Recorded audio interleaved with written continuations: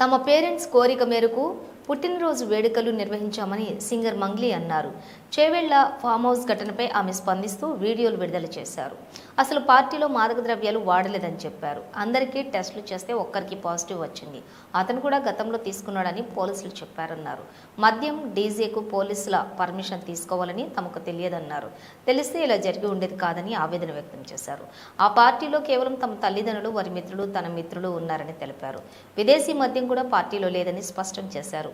తాను రోల్ మోడల్గా ఉండాలని అనుకుంటానని, కానీ ఎలాంటి తప్పుడు పనులు చేయనని చెప్పారు. తల్లిదండ్రుల కోరిక మేరకే సడన్గా ఆ పార్టీని అనుకోవటం వల్ల సరిగ్గా ప్లాన్ చేసుకోలేదని అన్నారు. దయచేసి తనపై ఎలాంటి అభియోగాలు మోపవద్దని రిక్వెస్ట్ చేశారు అని చెప్పి నాకు అస్సలు అవగాహన లేదు, ఐడియా కూడా లేదు. అది అనుకోకుండా సడన్గా ప్లాన్ చేసుకొని వెళ్ళిపోవడం జరిగింది అక్కడ.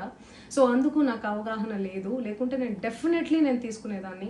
నాకు అసలు గైడెన్సీయే లేదు. ఎవరైనా గైడ్ చేసినా కూడా నేను పర్మిషన్ తీసుకునేదాన్ని. లేకపోతే నేను ఎందుకు ఇలా తెలిసి చెయ్యను కదా. సో ఇదంతా ఇలా తెలిసి అయితే నేను తప్పు చేయలేదు, తెలియకుండా ఇది జరిగిపోయింది.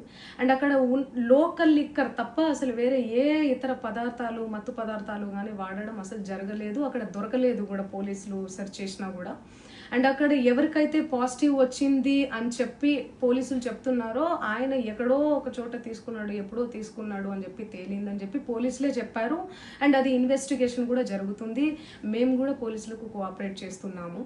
అండ్ నేను ఎందుకు ఇలా చేస్తాను, అసలు నాకు తెలిసి ఎందుకు చేస్తాను, మా అమ్మ నాన్నలతో దట్టు మా అమ్మ నాన్నలు పెట్టుకొని ఇలాంటివి నేను ఎంకరేజ్ చేస్తానా, ఇలాంటివి చెప్పండి.